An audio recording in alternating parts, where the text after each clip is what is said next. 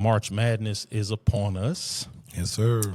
NCAA tournament bracket is set.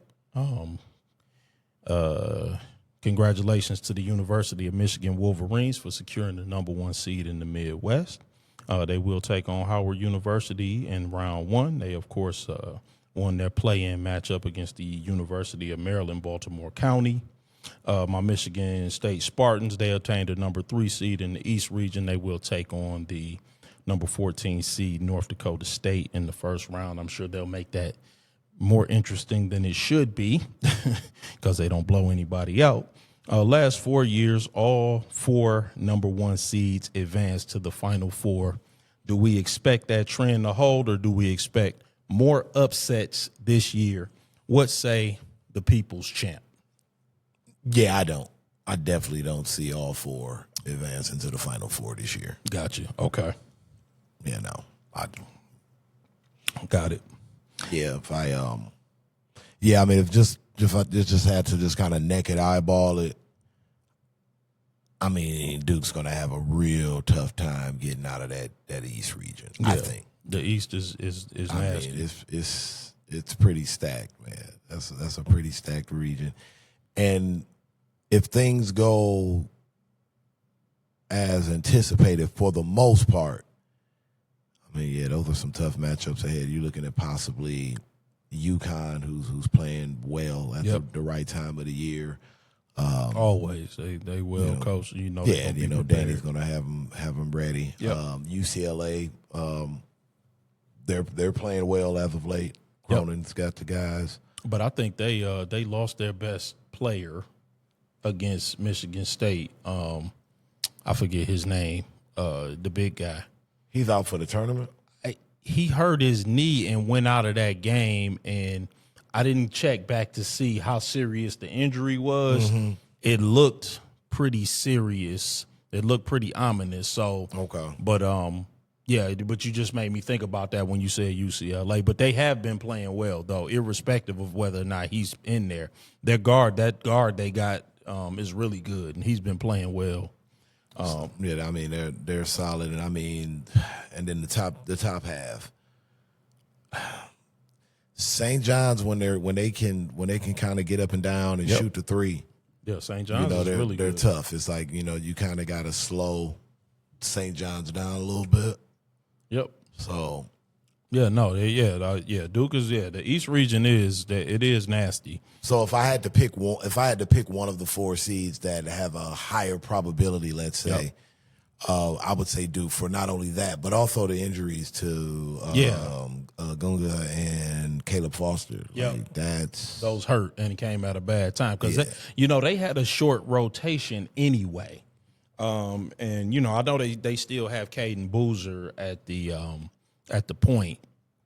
And he's got some ability, but yeah, I kind of agree. Yeah, that those injuries came at a really bad time, and it really shortened their rotation. Mm-hmm. I think they used like a 7-man rotation in the ACC tournament, and that's in a 1-game elimination type format.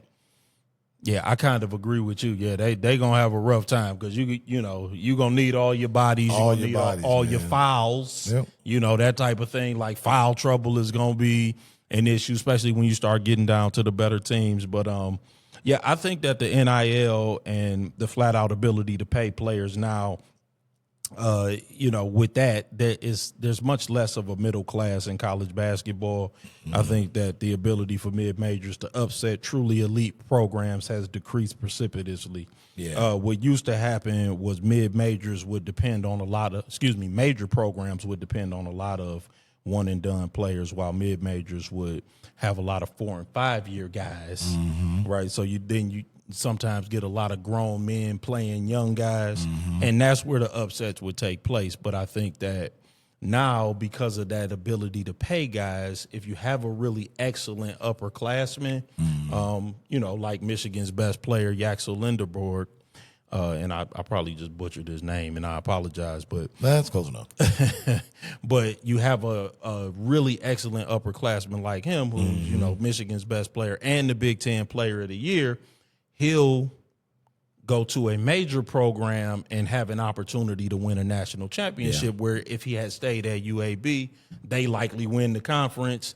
They might be a lower seed, but because of him, you know, they'd have an opportunity to upset a higher seed because he's so good, you know, like. Yeah, I mean, but, you know, they be like the first four or the last four in. Yeah, I mean, right. Deal, but you harken back to, let's say, like maybe an Antonio Gates at Kent State. Yeah, right. That's who he puts me in the mind of.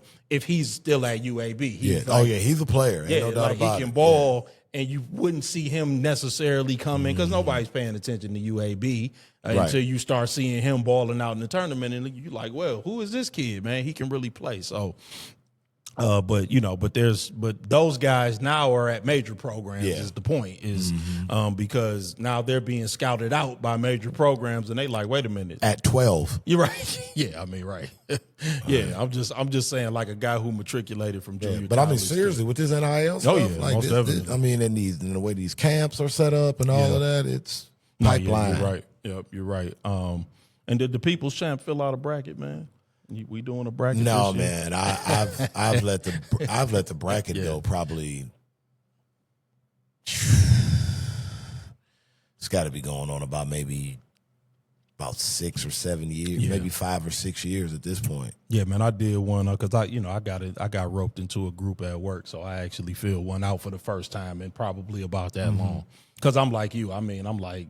You know, I'm sick of being ready to burn it by Friday. You know, yeah, man, it's all janky up. It's just but that's a part of the whole. Yeah, you know, I get it, but like, part of the reason why I stopped is because, the frustration from losing, right, coupled with you know what comes with that frustration when you're talking. You know, essentially gambling. Right, yeah. So, like, you know, I went from the first year playing one bracket to, like, by the time I decided to quit, I'm playing like 6 or 7 of these damn things. So it's just like, you know, it's just not the way. I know, yeah, like when you go on to the All-State Challenge, man, I thought it was funny. You can fill out up to 25. You know? I mean, that's not, like, what's the point of that? You just want to win. Like, I was right. Right. I'm like, well, damn, you give me 25 cracks at exactly. it. Like, I mean, shit. All right. I mean, how many combinations can I